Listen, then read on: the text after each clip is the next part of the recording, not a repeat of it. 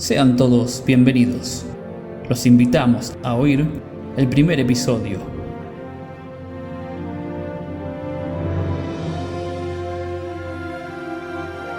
Isaac Asimov presenta Fundación.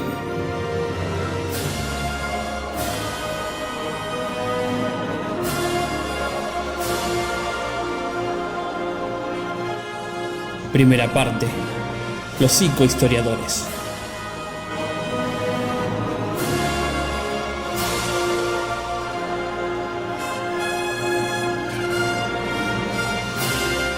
Productor e idea original del proyecto: Paulo Nicolás Herrera. Ariel Victoria Moina como Enciclopedia Galáctica. Sofía Verónica Vieira Sánchez como el narrador. Antonio José Chica Badel como el oficial de Trantor. Y Paulo Nicolás Martínez como Galdornik. Edición y musicalización: Andrés Emanuel Fernández.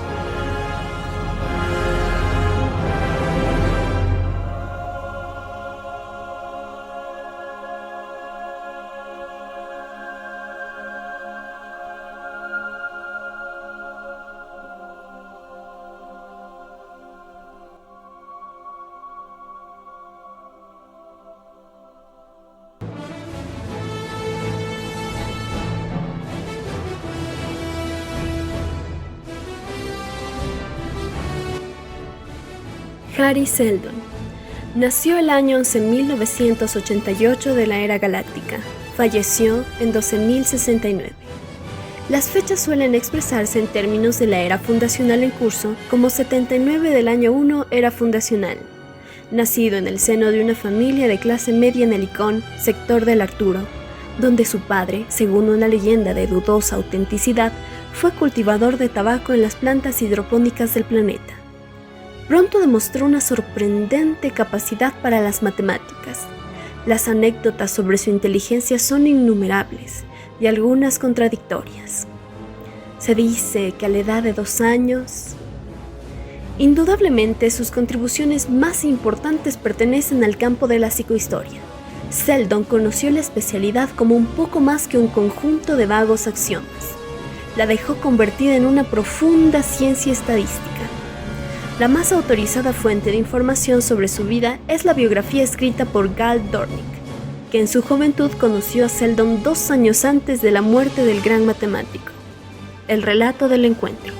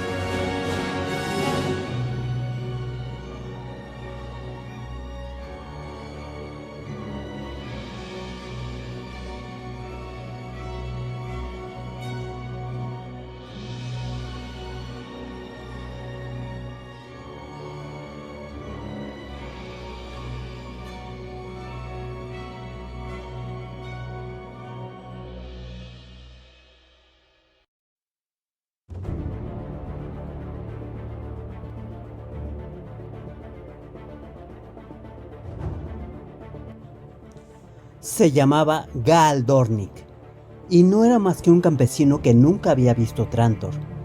Es decir, no realmente. Lo había visto muchas veces en el hipervideo y ocasionalmente en enormes noticieros tridimensionales que informaban sobre una coronación imperial o la apertura de un consejo galáctico. A pesar de haber vivido siempre en el mundo de Synax, que giraba alrededor de una estrella al borde del cúmulo azul, no estaba desconectado de la civilización. En aquel tiempo, ningún lugar de la galaxia lo estaba. Por aquel entonces, había cerca de 25 millones de planetas habitados en la galaxia, y absolutamente todos eran leales al Imperio, con sede en Trantor. Fueron los últimos 50 años en que pudo decirse tal cosa. Para Gal, aquel viaje era el punto culminante de su juventud y de su vida estudiantil. Ya había salido al espacio con anterioridad, de modo que el viaje en sí mismo no significaba gran cosa para él. En realidad, hasta entonces solo había ido al único satélite de Synax para obtener unos datos sobre la mecánica de los desplazamientos meteóricos que necesitaba para una disertación.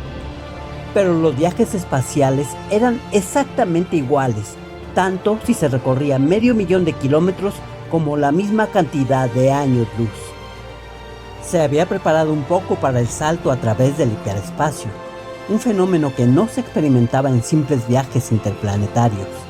El salto seguía siendo, y probablemente lo sería siempre, el único método práctico para viajar a las estrellas.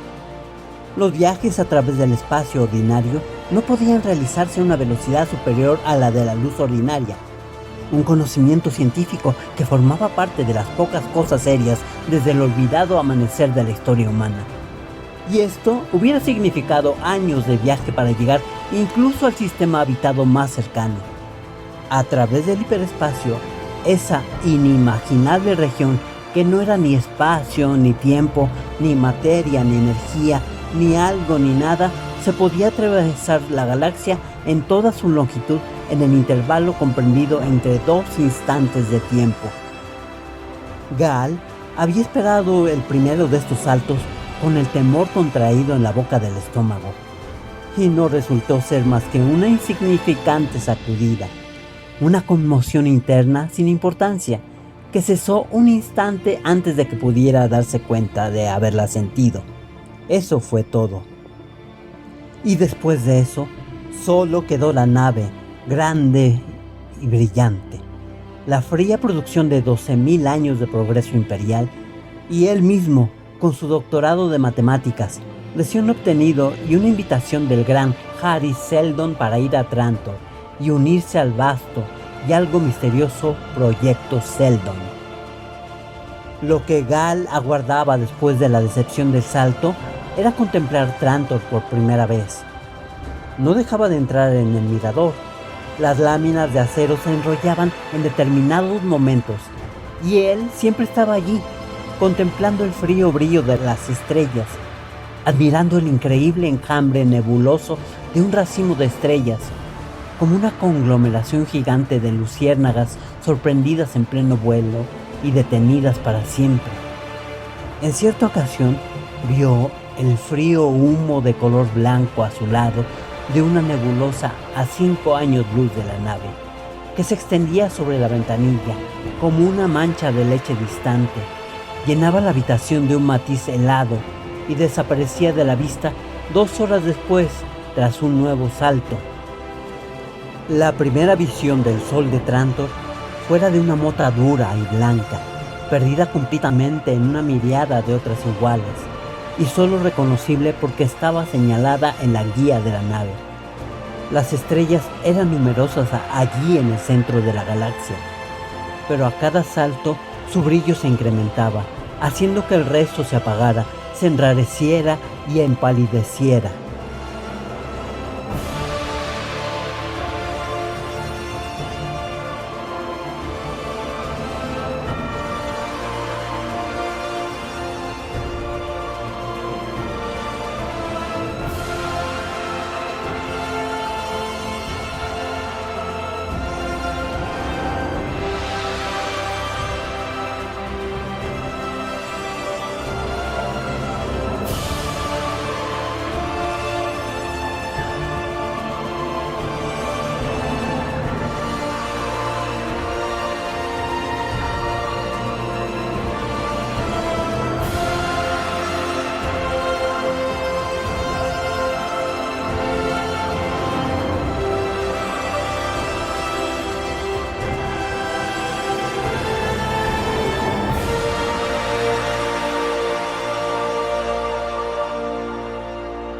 Un oficial se acercó diciendo: El mirador estará cerrado durante el resto del viaje.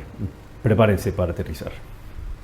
Gal le siguió y agarró la manga del uniforme blanco con el distintivo de la nave espacial y el sol del imperio. Preguntó: ¿No podrían dejarme? Me gustaría ver Trantor. El oficial sonrió y Gal se sonrojó ligeramente. Se le ocurrió pensar que hablaba como un provinciano.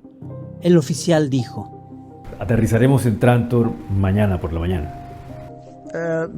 Me refería a que quiero verlo desde el espacio. Oh, lo siento, muchacho. Si esto fuera una nave de recreo, no habría inconveniente, pero estamos bajando en picada de cara al sol. Seguramente no te gustaría quedarte ciego, quemado y afectado por la radiación todo al mismo tiempo, ¿verdad? Gal se alejó de él. El oficial siguió hablando. De todos modos, Trantor no sería más que una mancha gris, muchacho. ¿Por qué no haces un viaje espacial turístico cuando llegues a Trantor? Son baratos. Gal miró hacia atrás. Muchísimas gracias. Era infantil sentirse decepcionado, pero el infantilismo afecta casi con la misma facilidad a un hombre que a un niño. Y Gal tenía un nudo en la garganta. Nunca había visto Trantor extendido ante él en toda su magnitud, tan grande como la vida, y no había creído tener que aguardar más.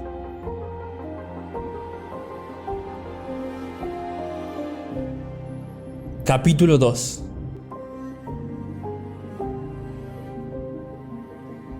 La nave aterrizó en medio de numerosos ruidos. Hubo el lejano silbido de la atmósfera hendida que se deslizaba a lo largo del metal de la nave. Hubo el monótono zumbido de los acondicionadores que luchaban contra la fricción y el rugido más amortiguado de los motores que aminoraban la velocidad. Hubo el sonido humano de hombres y mujeres que se amontonaban en las salas de desembarco y el crujido de grúas que se levantaban el equipaje, el correo y el cargamento hasta el gran eje de la nave, desde donde más tarde serían trasladados a las plataformas de descarga. Gal experimentó una ligera sacudida indicadora de que la nave había dejado de moverse con independencia propia. La gravedad de la nave hacía horas que daba paso a la gravedad planetaria. Miles de personas habían estado pacientemente sentados en las salas de desembarco, que se balanceaban con suavidad a impulsos de campos de fuerza para acomodar su orientación a la dirección cambiante de las fuerzas gravitacionales. Ahora descendían lentamente por las rampas que les llevarían a las grandes y abiertas compuertas. El equipaje de Gal era mínimo. Permaneció junto al mostrador mientras lo examinaban rápida y expertamente y lo ordenaban de nuevo. Su visado fue inspeccionado y sellado. Él no prestó atención a nada. Aquello era Trantor. El aire parecía un poco más denso y la gravedad algo mayor que en su planeta de Synax, pero ya se acostumbraría. Se preguntó si llegaría a habituarse a la inmensidad. El edificio de desembarco era enorme.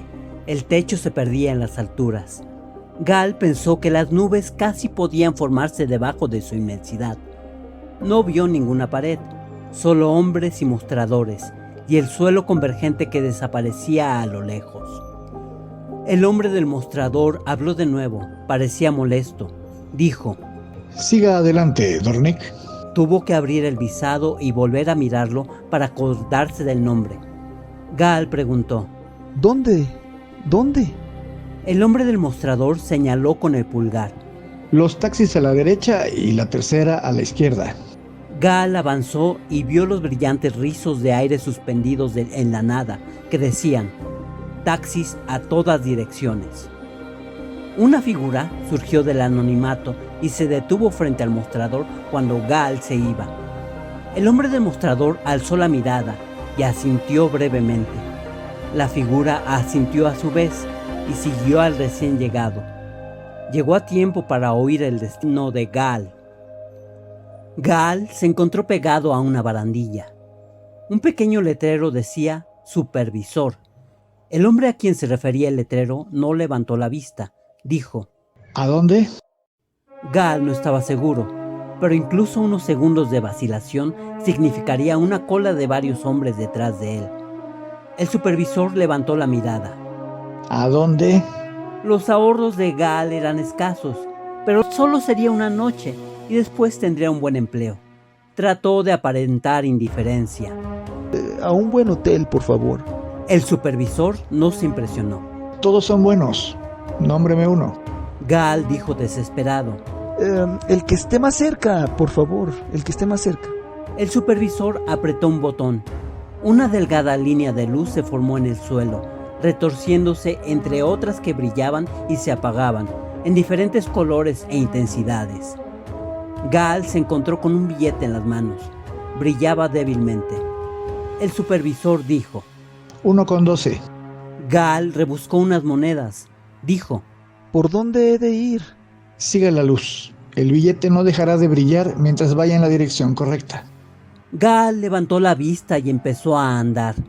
Había centenares de personas que se deslizaban por el vasto suelo, siguiendo su camino individual, esforzándose en los puntos de intersección para llegar a sus respectivos destinos. Su propio camino se terminó. Un hombre con un deslumbrante uniforme azul y amarillo, hecho de plastro textil a prueba de manchas, se hizo cargo de sus 2 bolsas. Línea directa al Luxor. Dijo. El hombre que seguía a Gal lo oyó.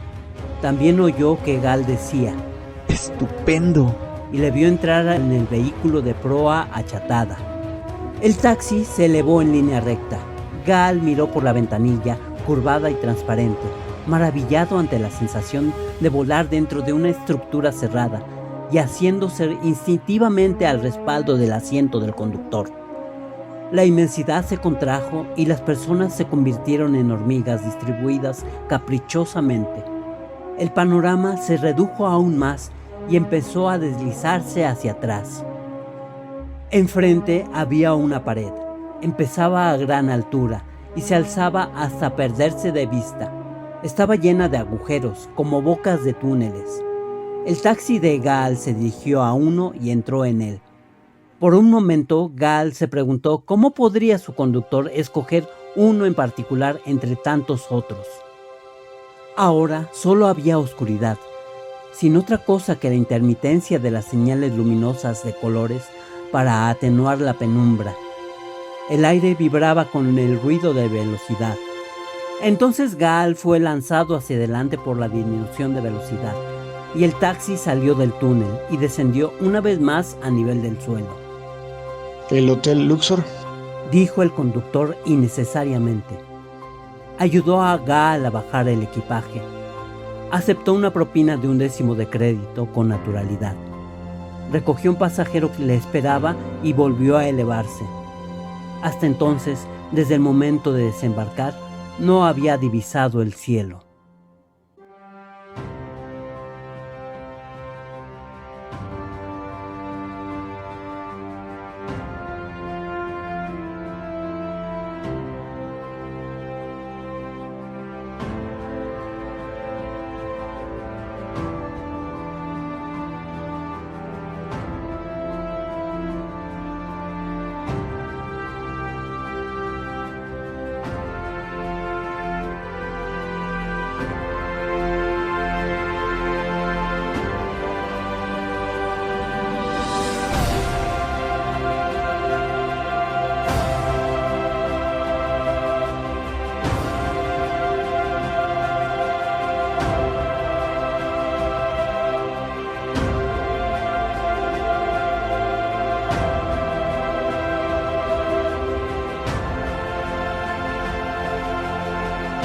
Capítulo 3.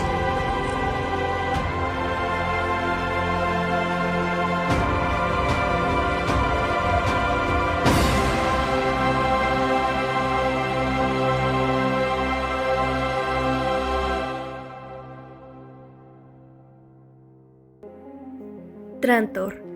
Al comienzo del 13º milenio, esta tendencia alcanzó su punto culminante.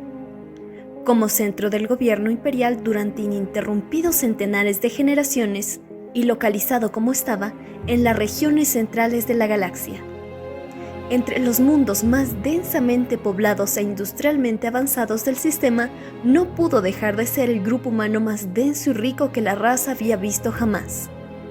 Su urbanización en progreso continuo había alcanzado el punto máximo. Toda la superficie de Trantor, 1.200 millones de kilómetros cuadrados de extensión, era una sola ciudad. La población en su punto máximo sobrepasaba los 40.000 millones. Esta enorme población se dedicaba casi enteramente a las necesidades administrativas del imperio, y eran pocos para las complicaciones de dicha tarea. Debe recordarse que la imposibilidad de una administración adecuada del Imperio Galáctico, bajo la poca e inspirada dirección de los últimos emperadores, fue un considerable factor en la caída. Diariamente, flotas de centenares de miles de naves llevaban el producto de 20 mundos agrícolas a las mesas de Trantor. Su dependencia de los mundos exteriores en cuanto a alimentos y en realidad a todas las necesidades de la vida hicieron a Trantor cada vez más vulnerable a la conquista por el bloqueo. Durante el último milenio del imperio, las numerosas y hasta monótonas revueltas hicieron conscientes de ello a un emperador tras otro, y la política imperial se convirtió en poco más que la protección de la delicada yugular de Trantor.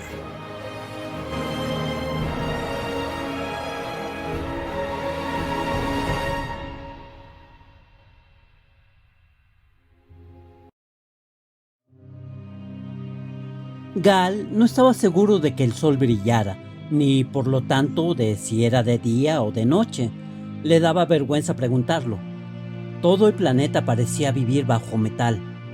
La comida que acababa de ingerir había sido calificada de almuerzo, pero había muchos planetas que se regían por una escala temporal que no tomaba en cuenta la alternancia quizá inconveniente del día y la noche.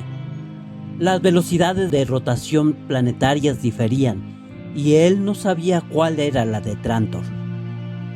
Al principio había seguido ansiosamente las indicaciones hacia el Solarium, no encontrando más que una cámara para tomar el sol bajo radiaciones artificiales. No permaneció allí más que un momento y después volvió al vestíbulo principal del Luxor. Se dirigió hacia el conserje. ¿Dónde puedo comprar un billete para un viaje turístico planetario? Aquí mismo. ¿A qué hora empieza? Acaba de perderlo. Mañana habrá otro. Compra el billete ahora y le reservaremos una plaza. Oh, al día siguiente ya sería demasiado tarde.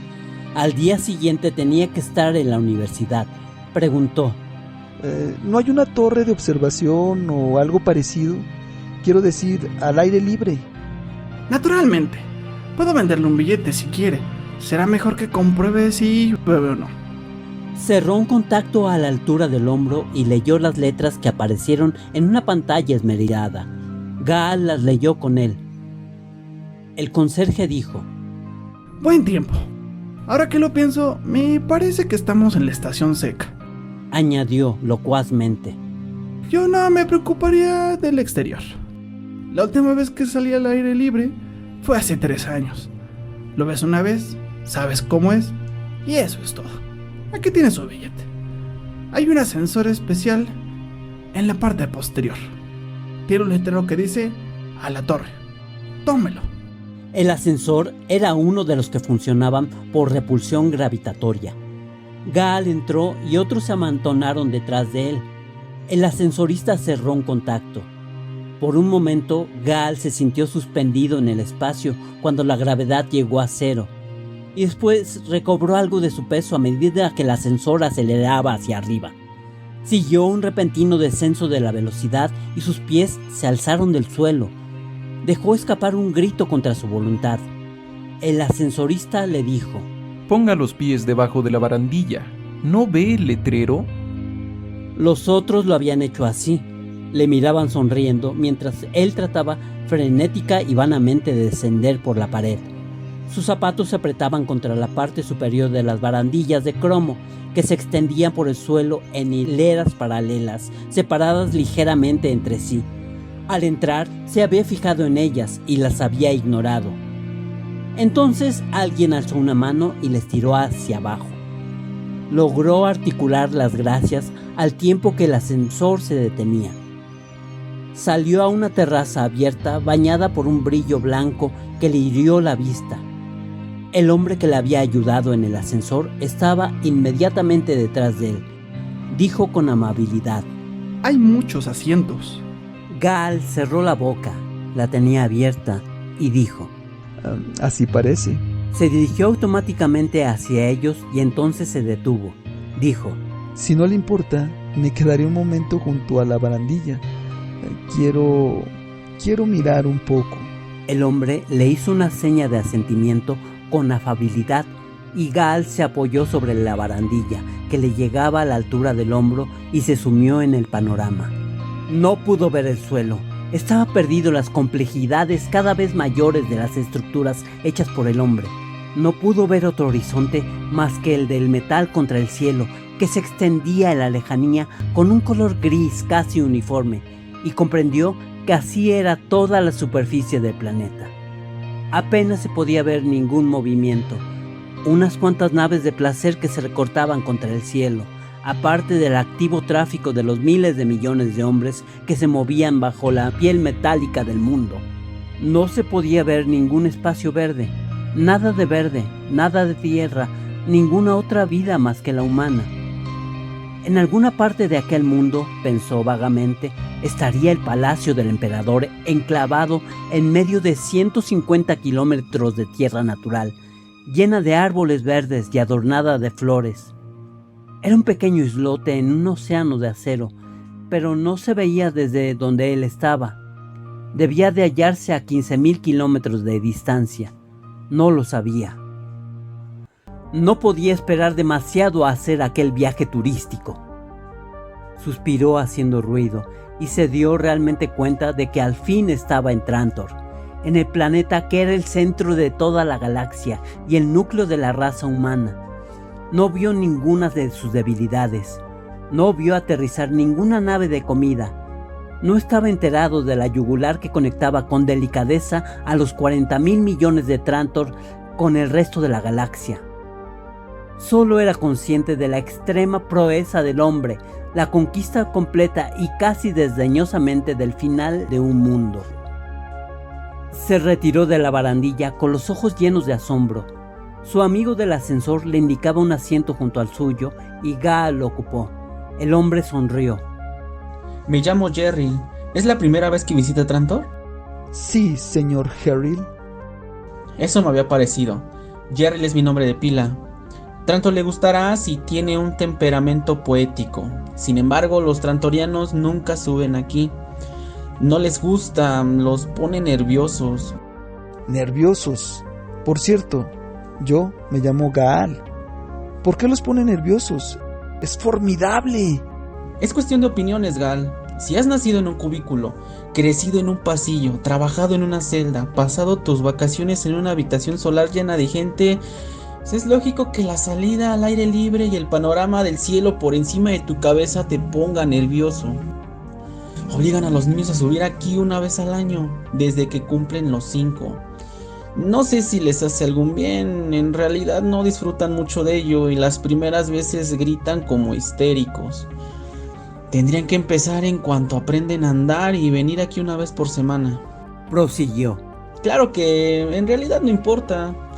Y si nunca en su vida salen al exterior, son felices allá abajo y administran el imperio. ¿A qué altura cree que estamos? ¿A 1500 metros? Se preguntó si había sido un ingenuo. Debió serlo, pues Jerry se echó a reír. Dijo. No, solo a 50. ¿Qué? Pero el ascensor tardó unos... Lo sé, pero he empleado la mayor parte del tiempo en llegar al nivel del suelo.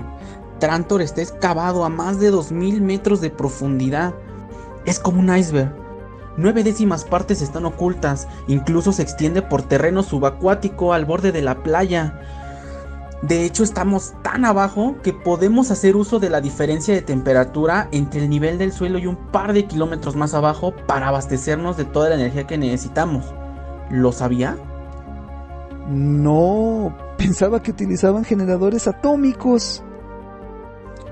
Lo hacíamos, pero esto es más barato. Ah, me lo imagino. ¿Qué le parece? Por un momento, la afabilidad del hombre se transformó en astucia. Parecía casi ladino. Gaal titubeó. Formidable. Repitió. ¿Y está aquí de vacaciones? ¿De viaje? ¿De visita a los lugares de interés? No exactamente, por lo menos siempre había deseado venir a Trantor, pero mi razón principal para este viaje es hacerme cargo de un empleo. ¿De verdad? Gaal se vio obligado a dar más explicaciones. Un empleo en el proyecto del Dr. Seldon, en la Universidad de Trantor. ¿Cuervo Seldon? No, yo me refiero a Ari Seldon, el psicohistoriador Seldon. No conozco a ningún cuervo Seldon. Harry es el que yo quiero decir. Le llaman cuervo. Es una especie de jerga, ¿sabe? No deja de predecir el desastre. ¿De verdad? Gaal estaba literalmente asombrado. Seguramente usted debe saberlo. Jerril no sonreía. Ha venido para trabajar con él, ¿no? Bueno, sí, soy matemático. ¿Por qué predice el desastre? ¿Qué clase de desastre? ¿Y a usted qué le parece? No tengo ni la menor idea. He leído los documentos publicados por el Dr. Seldon y su grupo. Versan sobre teoría matemática. ¿Los que publican? Sí. Gaal se sintió molesto. Dijo. Bien, vuelvo a mi cuarto. He estado encantado de conocerle. Jerril alzó la mano indiferentemente en señal de despedida. Gaal encontró a un hombre aguardándole en su habitación. Por un momento la sorpresa le impidió pronunciar el inevitable. ¿Qué hace usted aquí? Que acudió a sus labios. El hombre se levantó. Era viejo y casi calvo. Cojeaba ligeramente, pero tenía los ojos penetrantes y azules. Soy Harry Seldon, dijo un instante antes de que el perplejo cerebro de Gaal recordara su rostro por las muchas veces que lo había visto en fotografías.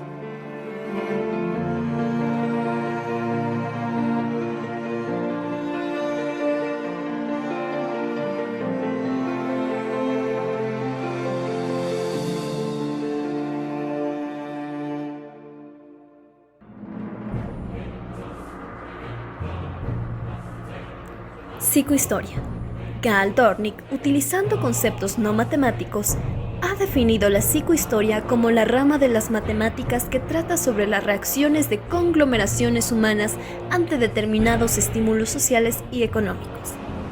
Implícita en todas estas definiciones está la suposición de que el número de humanos es suficientemente grande para un tratamiento estadístico válido. El tamaño necesario de tal número puede ser determinado por el primer teorema de Seldon, que, otra suposición necesaria, es que el conjunto humano debe desconocer el análisis psicohistórico a fin de que su reacción sea verdaderamente casual. La base de toda psicohistoria válida reside en el desarrollo de las funciones Seldon, que exponen propiedades congruentes a las de tales fuerzas sociales y económicas como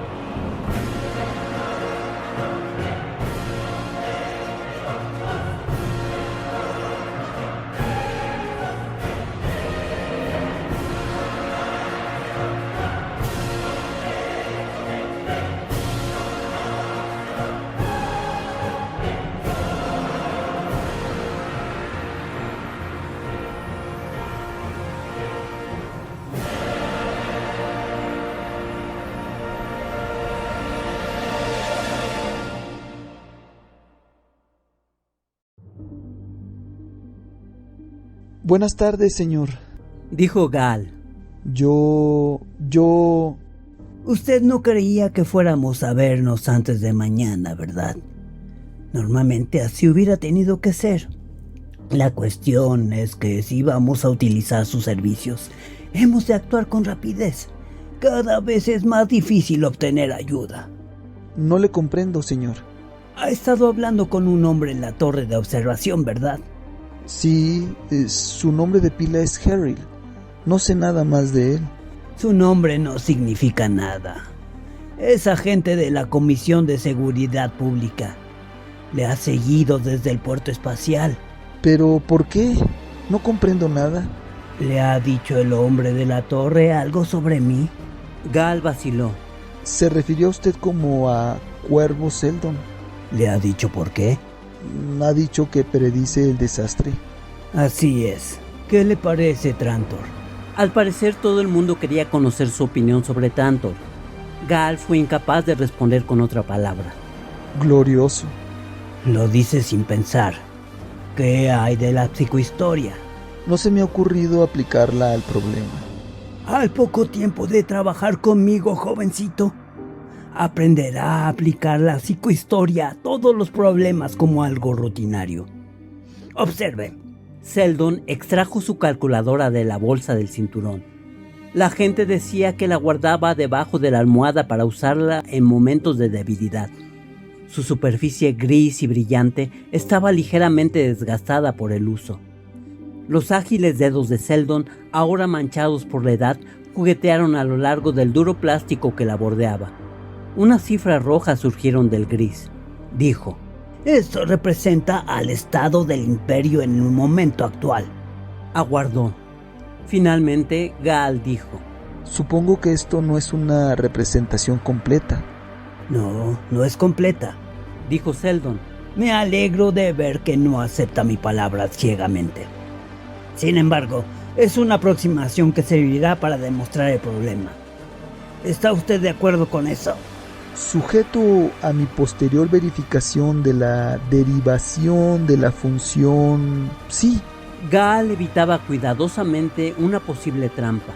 Bien, añada a esto la conocida probabilidad del asesinato imperial, revuelta virreinal, la reaparición contemporánea de periodos de depresión económica, la disminución de las exploraciones planetarias, Siguió hablando. A cada punto mencionado aparecían nuevas cifras y se unían a las funciones básicas que aumentaban y cambiaban. Gal no le interrumpió más que una vez. No comprendo la validez de esta transformación de conjunto. Seldon la repitió más lentamente. Gal dijo: Pero esto se hace por medio de una socio-operación prohibida. Bien, es usted rápido, pero no lo bastante. No está prohibida en esta conexión. Déjeme hacerlo por expansiones. El procedimiento fue mucho más largo, y una vez terminado, Gal dijo humildemente: Sí, ahora lo comprendo. Al fin Seldon se detuvo. Esto es Trantor dentro de 5 siglos. ¿Cómo lo interpreta usted, Ladeó la cabeza y aguardó. Gal dijo con incredulidad: Una destrucción total. Pero esto es imposible. Trantor nunca ha sido... Seldon se hallaba dominado por la intensa excitación de un hombre que solo ha envejecido de cuerpo. Vamos. ¿Ha visto cómo hemos obtenido el resultado? Tradúzcalo a palabras. Olvide el simbolismo por el momento. Gal dijo: A medida que Trantor se especializa más, es más vulnerable, menos capaz de defenderse a sí mismo. Además, a medida que se convierte cada vez más en el centro administrativo del imperio, su precio aumenta. A medida que la sucesión imperial se hace más incierta y los feudos pertenecientes a grandes familias más agresivos, la responsabilidad social desaparece. Es suficiente. ¿Y qué hay de la probabilidad numérica de una destrucción total dentro de 5 siglos? No lo sé. Seguramente podrá realizar una diferenciación de campo. Gal se sintió presionado. No le fue ofrecida la calculadora. Se hallaba a unos centímetros de sus ojos. Calculó furiosamente y la frente se le perló de sudor. ¿Cerca de un 85%? No está mal, indicó Seldon echando hacia afuera el labio inferior. Pero no es exacto. La cifra actual es el 92.5%. Así que le llaman Cuervo Seldon. Nunca había leído tal cosa en los periódicos, dijo Gal. Claro que no, es algo impublicable. ¿Supone que el imperio expondría su debilidad de esta manera? Esto no es más que una demostración muy sencilla de la psicohistoria. Lo que ocurre es que nuestros resultados se han filtrado entre la aristocracia. No necesariamente, todo está previsto, pero ¿es esta la razón de que me investiguen? Sí, están investigando todo lo que concierne a mi proyecto. ¿Se encuentra usted en peligro, señor? Oh, sí, existe la probabilidad de 1.7% de que me ejecuten, aunque esto no detendría el proyecto. También hemos previsto esta eventualidad. Bueno, no importa, supongo que mañana se reunirá conmigo en la universidad. ¿No es así? En efecto, repuso Gal.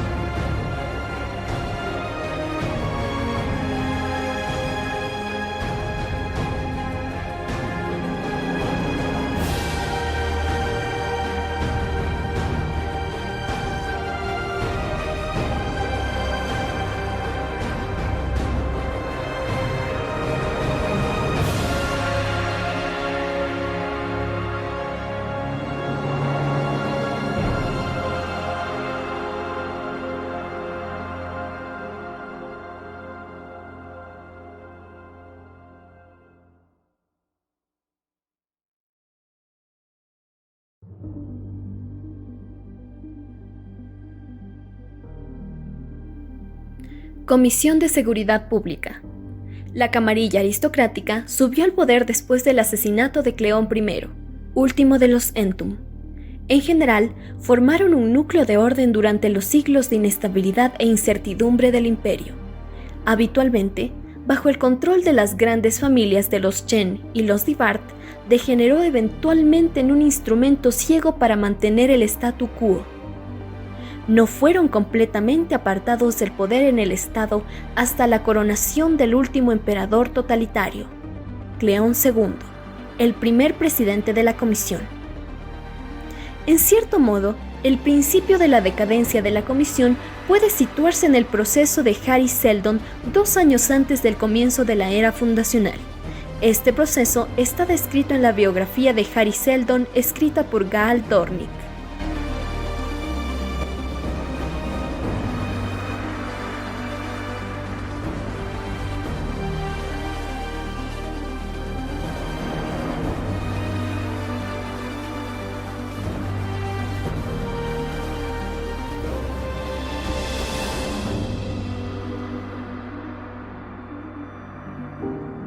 Gal no acudió a su cita. Al mañana siguiente, un zumbido amortiguado le despertó.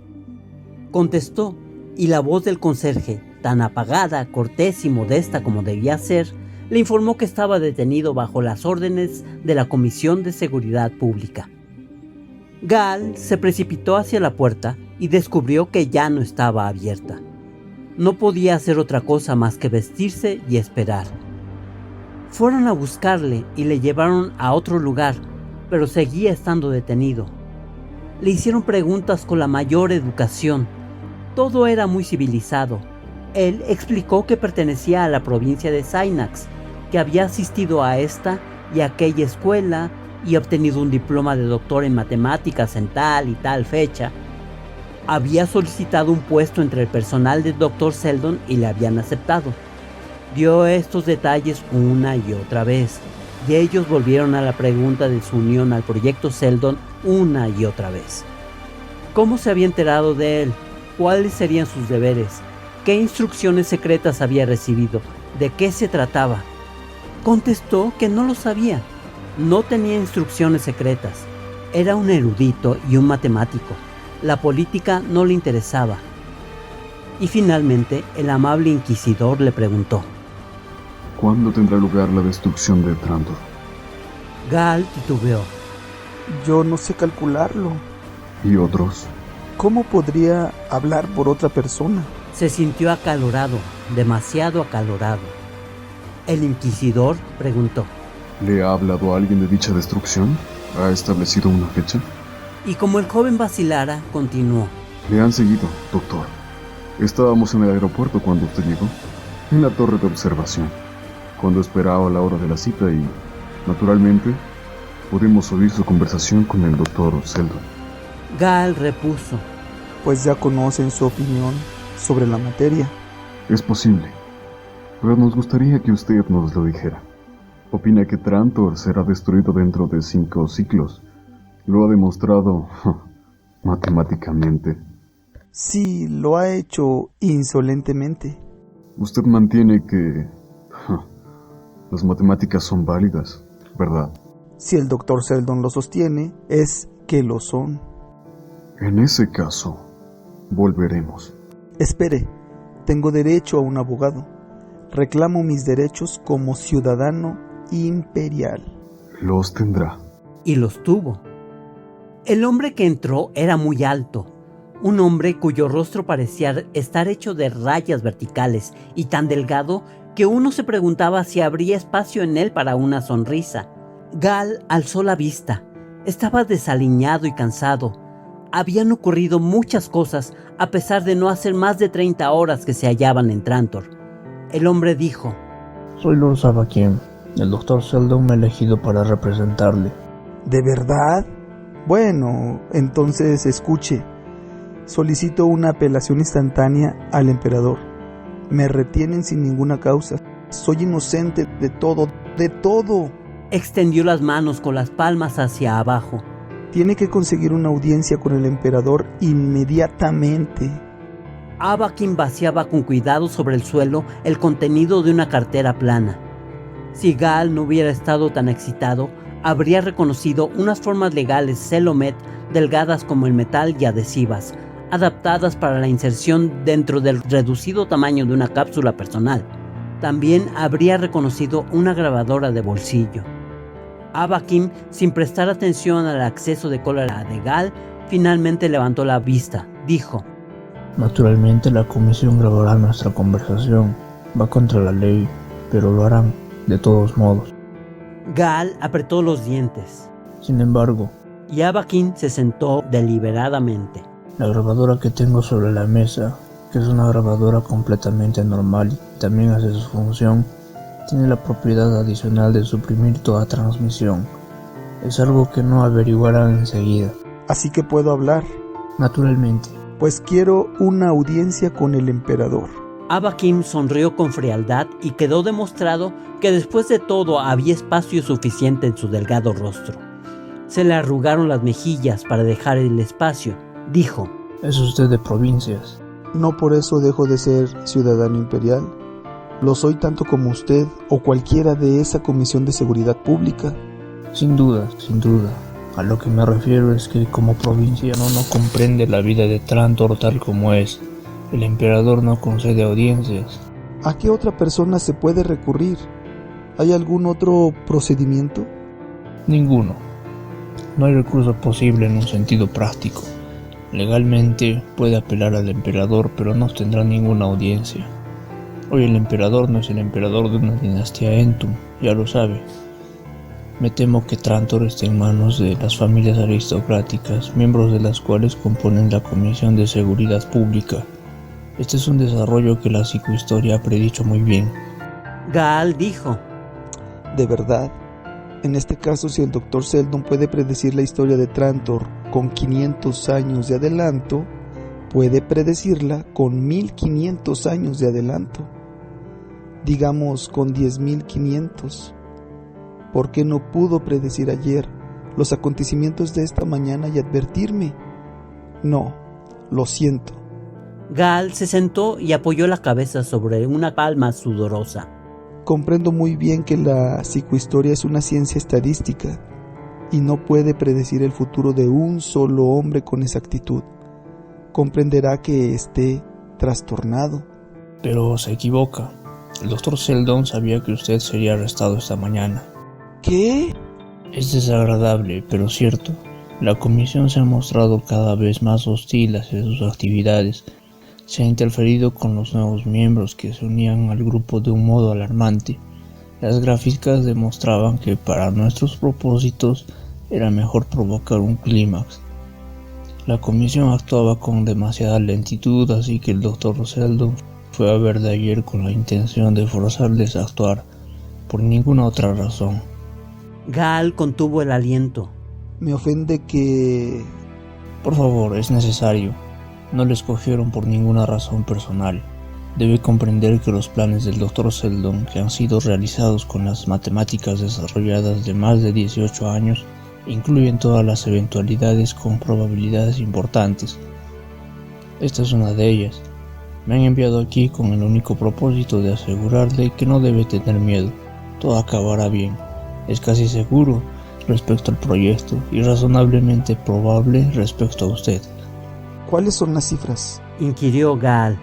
Para el proyecto, más del 99,9%. ¿Y para mí?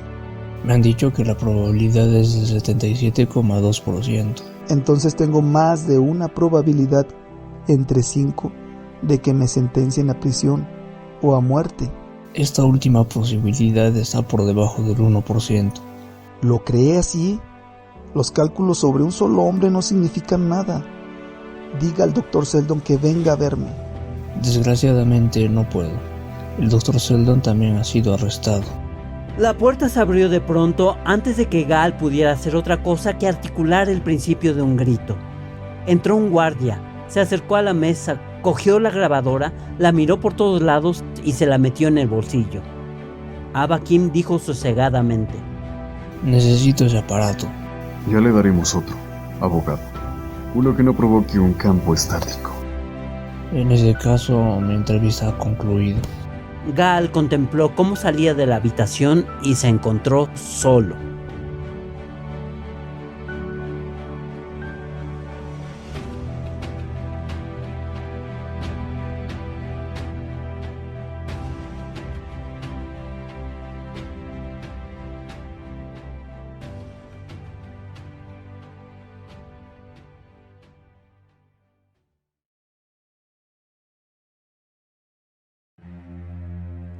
El proceso.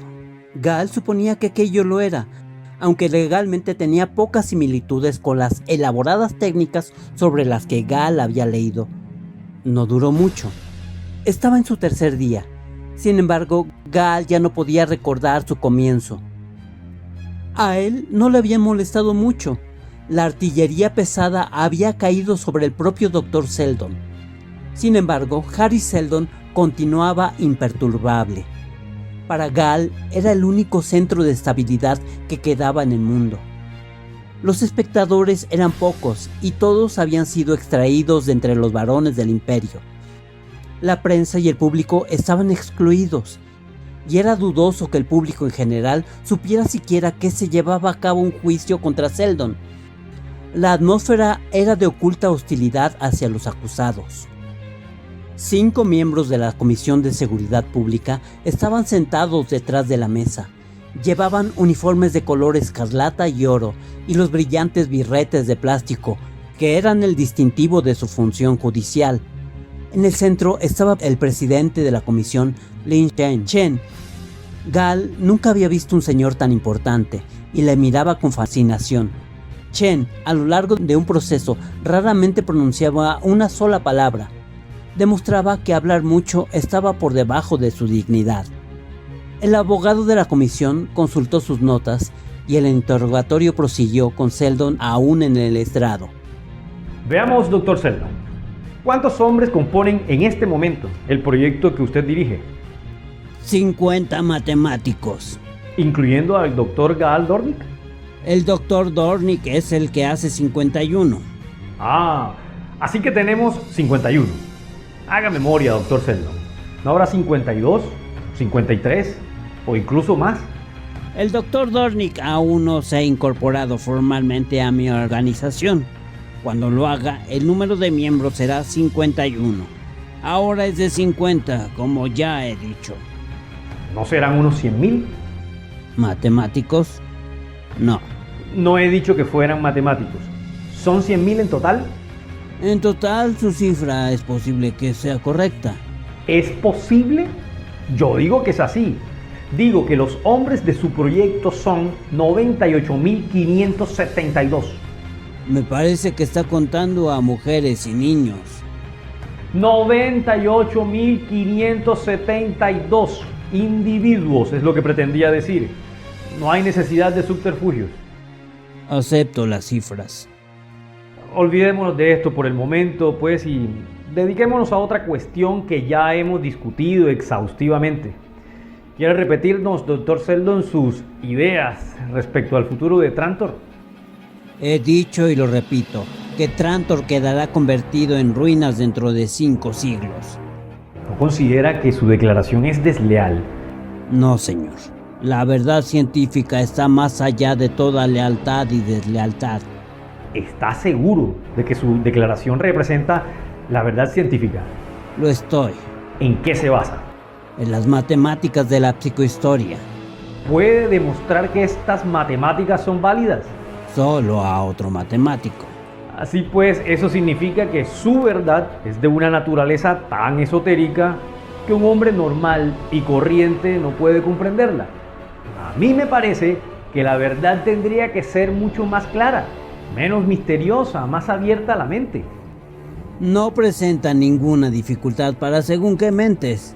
Las leyes físicas de transferencia de energía que conocemos como termodinámica han sido claras y diáfanas durante toda la historia del hombre, desde edades míticas. Sin embargo, debe de haber gente que en la actualidad no sería capaz de dibujar un motor.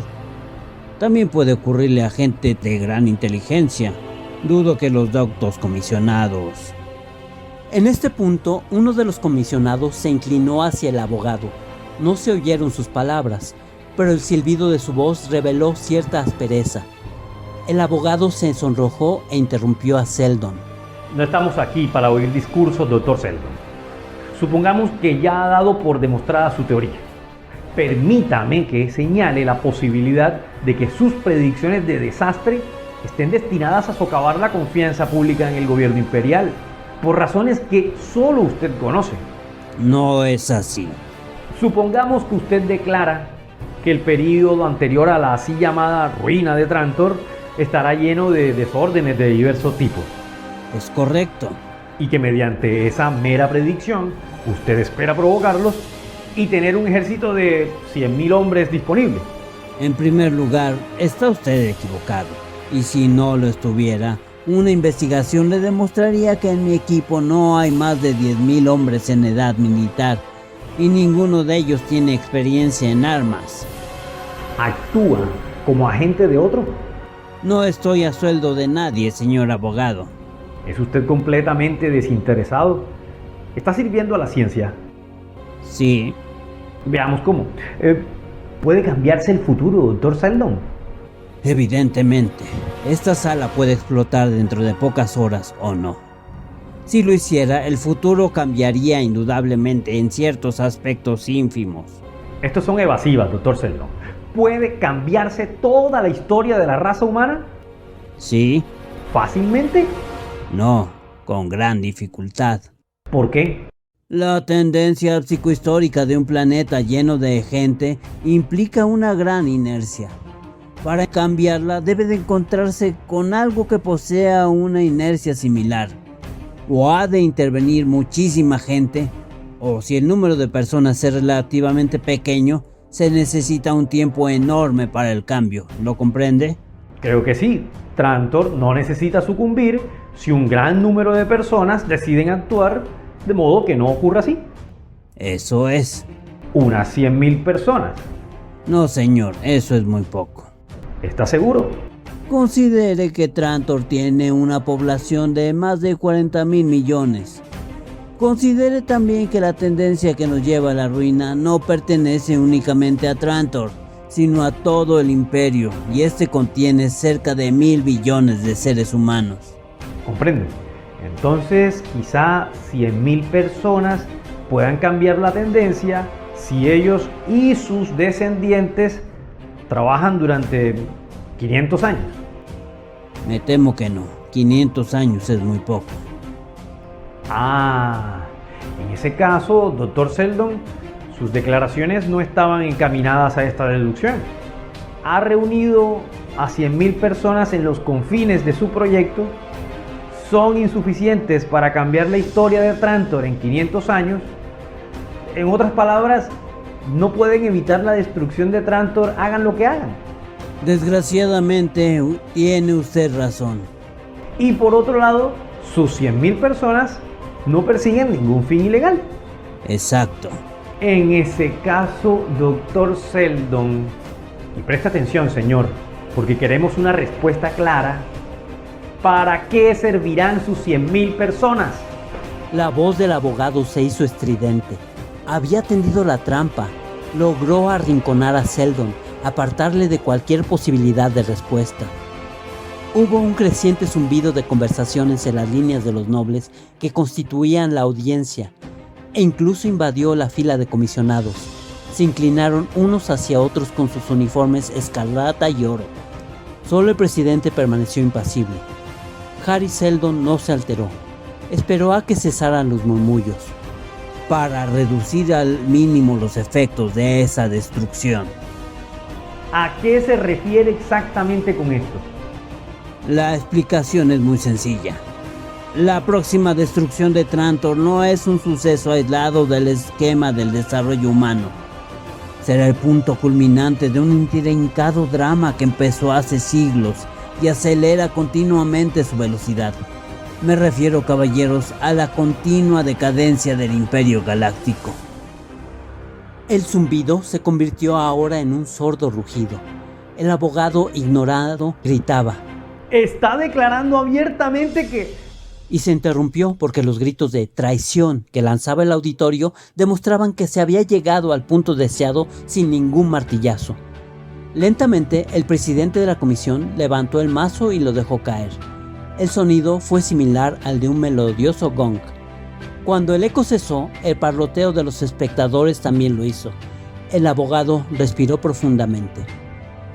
¿Se da cuenta, Dr. Seldon, de que está hablando de un imperio que existe desde hace 12.000 años, a pesar de todas las vicisitudes de las generaciones, y que está respaldado por los buenos deseos y el amor de 1.000 billones de seres humanos?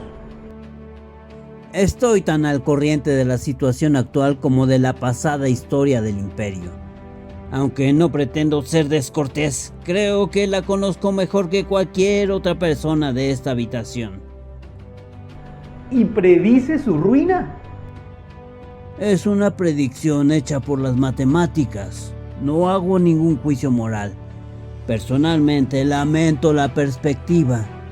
Aunque se admitiera que el imperio no es conveniente, cosa que yo no hago, el estado de anarquía que seguiría su caída sería aún peor.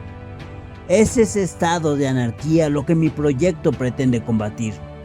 Sin embargo, la caída del imperio, caballeros, es algo monumental y no puede combatirse fácilmente. Está dictada por una burocracia en aumento, una recesión de la iniciativa, una congelación de las castas, un estancamiento de la curiosidad, muchos factores más. Como ya he dicho, hace siglos que se prepara y es algo demasiado grandioso para detenerlo.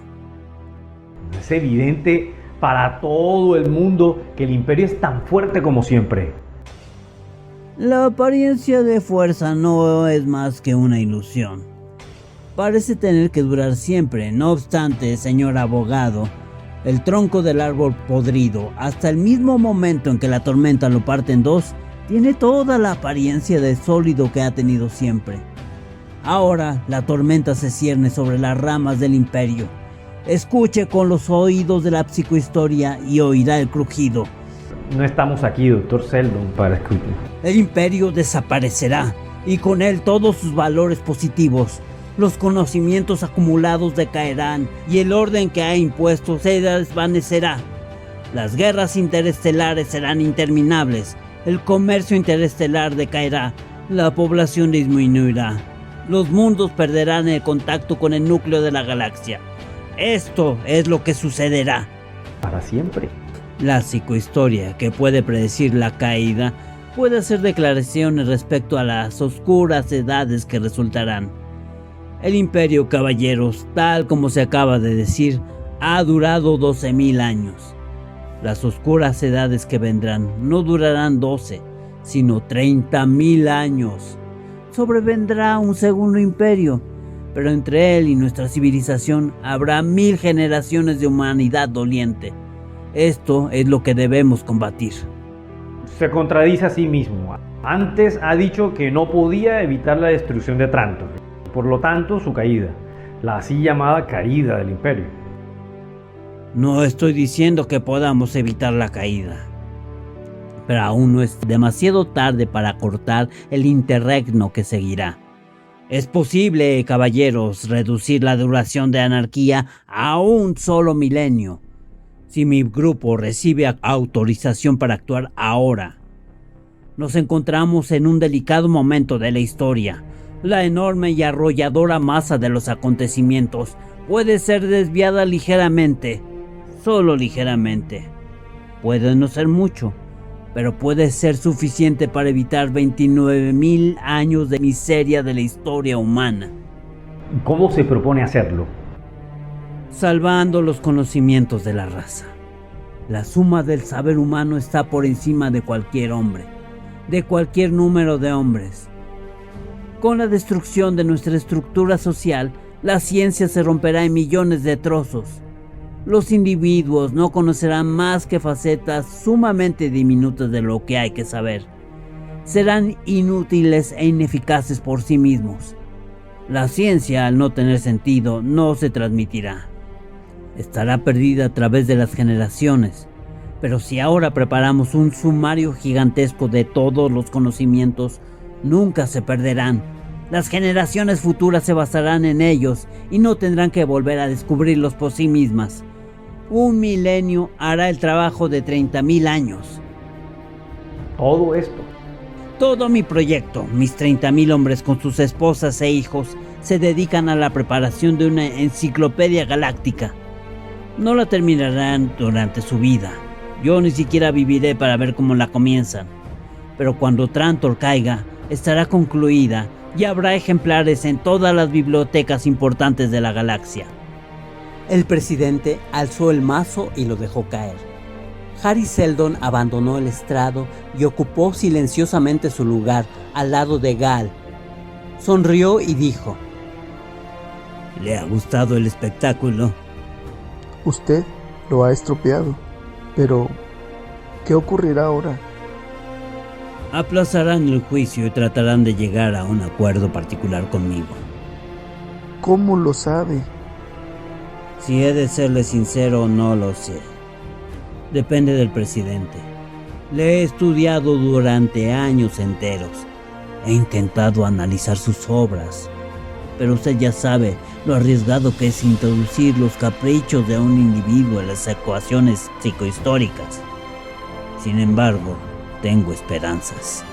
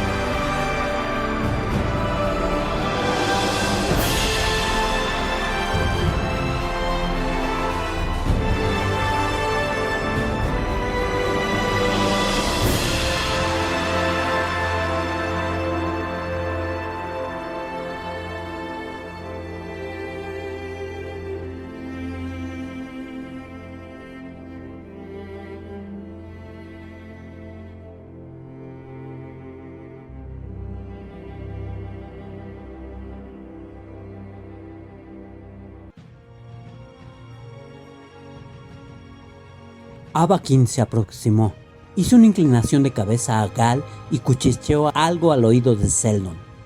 Sonó el grito de aplazamiento y los guardias lo separaron. Gal fue conducido fuera de la sala. Las audiencias del día siguiente fueron completamente distintas. Harry Seldon y Gal Dornick estuvieron solos con la comisión.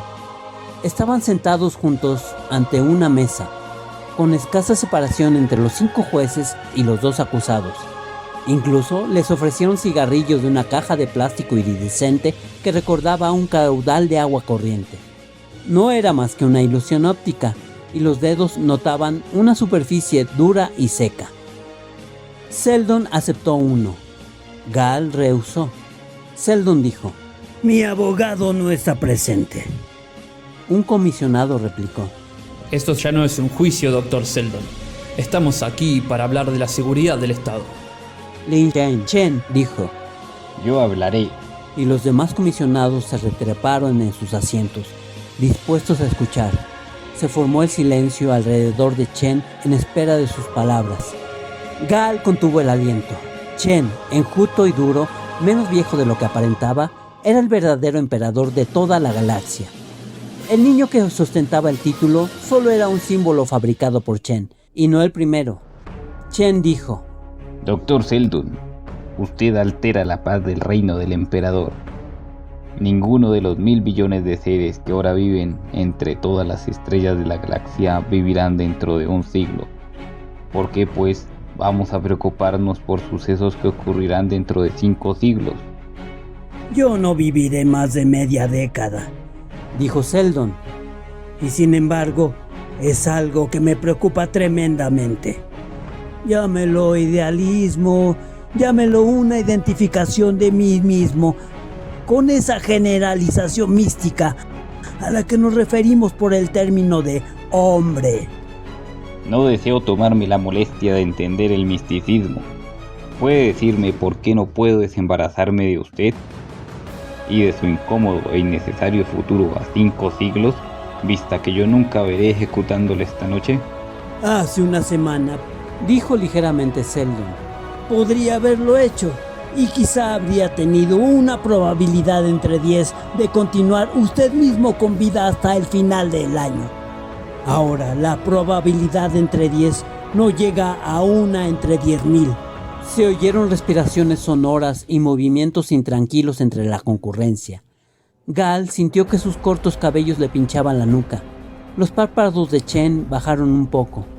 ¿Cómo es eso?, inquirió. La caída de Trantor, dijo Seldon, no puede ser detenida por ningún esfuerzo concebible. No obstante, puede precipitarse fácilmente. El relato de mi juicio interrumpido se extenderá por toda la galaxia. La frustración de mis planes para aligerar el desastre convencerá a la gente de que el futuro no les depara nada bueno. Ya ahora recuerdan la vida de sus abuelos con envidia. Verán que las revoluciones políticas y los estancamientos comerciales aumentarán. La galaxia será regida por la idea de que lo único que tendrá importancia será lo que un hombre pueda conseguir por sí mismo y en aquel mismo momento.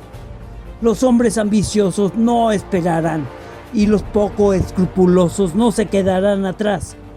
Por medio de sus acciones precipitarán la decadencia de los mundos. Hágame ejecutar y Trantor no caerá dentro de 5 siglos, sino dentro de 50 años. Y usted mismo dentro de un solo año. Chen dijo: Esas son palabras para asustar a los niños, pero su muerte no es lo único que nos proporcionaría una satisfacción. Alzó la delgada mano que descansaba en unos documentos, de modo que solo 2 dedos tocaban ligeramente la hoja superior. Dígame, urgió, ¿se dedicaría única y exclusivamente a preparar esa enciclopedia de la que nos ha hablado? Así es. Trantor, señor, posee la biblioteca imperial, así como las eruditas fuentes de la Universidad de Trantor. Pero si usted estuviera en algún otro sitio, digamos en un planeta donde la prisa y distracciones de una metrópoli no interfirieran con las reflexiones eruditas, donde sus hombres pudieran dedicarse enteramente y por completo a su trabajo, ¿No sería una gran ventaja? Es posible que nos reportara ventajas de poca importancia. Pues este mundo ya ha sido escogido. Podrá trabajar, doctor, a su gusto y con sus 10.000 hombres a su alrededor. La galaxia sabrá que está usted trabajando y luchando contra la caída. Incluso le diremos que impedirá la caída. Como yo no creo en tantas cosas, no es difícil para mí no creer tampoco en la caída. Así que estoy enteramente convencido de que diré la verdad al pueblo. Y mientras tanto, doctor, usted no perturbará a Trantor y no habrá ninguna alteración de la paz del emperador. La alternativa es la muerte para usted y para todos sus seguidores. No tomaré en cuenta sus anteriores amenazas. Tiene 5 minutos a partir de este momento para escoger entre la muerte y el exilio. ¿Cuál es el mundo elegido, señor?, preguntó Seldon. Me parece que se llama Terminus, dijo Chen. Negligentemente dio la vuelta a los documentos que tenía sobre la mesa para que Seldon los viera. No está habitado, pero es habitable y puede ser adaptado a las necesidades de los sabios. Está un poco aislado. Seldon le interrumpió. Está en el extremo de la galaxia, señor. Como ya le he dicho, está un poco aislado. Es muy apropiado para sus necesidades de recogimiento. Vamos, le quedan 2 minutos. Seldon dijo. Necesitaremos tiempo para disponer del viaje. Hay 20.000 familias implicadas. Les daremos tiempo. Seldon reflexionó un momento y el último minuto empezó a cumplirse. Dijo. Acepto el exilio. A Gal le latió el corazón con fuerza al oír estas palabras. Principalmente se sintió invadido por una tremenda alegría al pensar que habían escapado de la muerte. Pero dentro de este gran alivio, hubo un espacio para lamentar que Seldon hubiera sido vencido.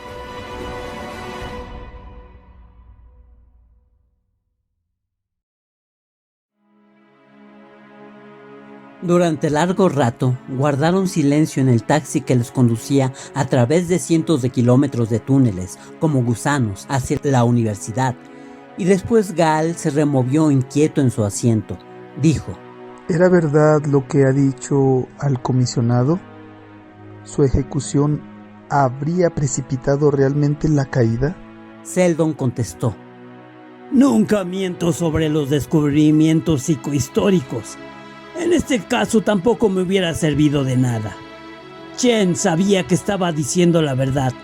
Es un político muy astuto, y los políticos, por la misma naturaleza de su trabajo, deben poseer un instinto especial para las verdades de la psicohistoria.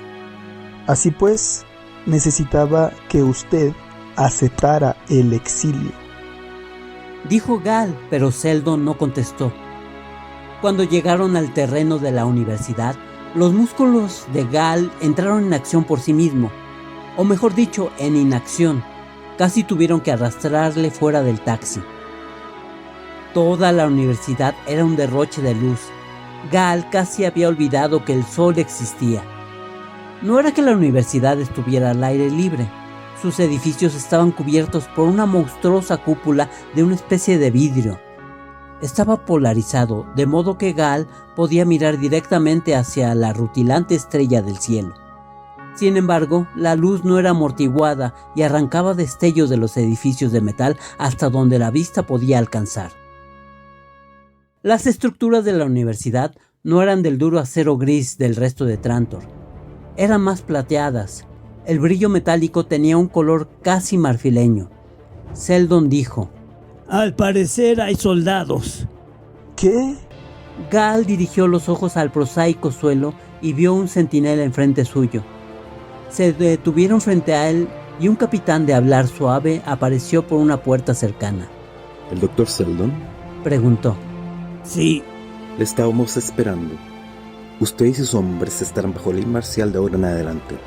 Las instrucciones que he recibido son de informarle que le han sido concedidos 6 meses para hacer todos los preparativos de su viaje a Terminus. 6 meses.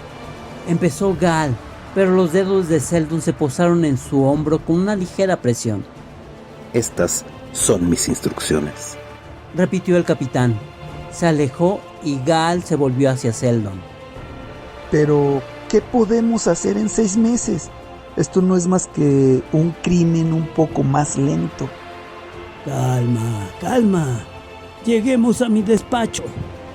No era un despacho grande, pero sí a prueba de espías y muy difícil de detectar. Las grabadoras tendidas sobre él no recibían ni un silencio sospechoso ni un estático aún más sospechoso. Recibían una conversación construida al azar con una gran variedad de frases inocuas en diversos tonos y voces. Ahora, dijo Seldon, 6 meses serán suficientes. No veo cómo. Porque, muchacho, en un plan como el nuestro, las acciones de los demás están adaptadas para satisfacer nuestras necesidades. Aún no le he dicho que la composición temperamental de Chen ha estado sujeta a un escrutinio mayor que la que cualquier otro hombre en la historia. No dejamos que el juicio se celebrara hasta que el momento y las circunstancias fueran idóneos para lograr una sentencia de nuestro gusto. Pero han podido arreglárselas para que nos exilien a Terminus. ¿Por qué no? Puso un dedo en cierto lugar de su mesa del despacho y una pequeña sección de la pared que había a su espalda se deslizó hacia un lado. Solo sus dedos podían hacerlo, puesto que solo sus huellas digitales podían activar el lector que había debajo. Dentro encontrará varios microfilmes. Saque el marcado con la letra T. Gal así lo hizo y aguardó a que Seldon lo colocara en el proyector y alargara al joven un par de oculares. Gal se los ajustó y contempló el desarrollo de la película. Pero, entonces... ¿Qué es lo que le asombra? ¿Han estado preparándose para la marcha desde hace 2 años? 2 años y medio. Naturalmente no podíamos estar seguros de que escogieran Terminus, pero confiamos en que lo hicieran y actuamos sobre esta suposición. Pero, ¿por qué, Dr. Seldon? Si usted es el que ha dispuesto el exilio, ¿por qué? ¿Es que ya no se podían controlar los acontecimientos aquí en Trantor? Bueno, existen varias razones. Al trabajar en Terminus tendremos el apoyo imperial sin provocar temores que pondrían en peligro la seguridad del imperio. Pero usted ha provocado estos temores solo para obligarlos a exiliarle. Sigo sin comprenderle. 20,000 familias no se trasladarían al extremo de la galaxia por su propia voluntad, ¿no cree? Pero, ¿por qué deben ir a la fuerza? ¿Puedo saberlo? Todavía no. Por el momento, ya es suficiente que sepa que se establecerá un refugio científico en Terminus, y otro será establecido al otro extremo de la galaxia, por ejemplo, al extremo de las estrellas. Y en cuanto al resto, yo moriré pronto, y usted verá más que yo.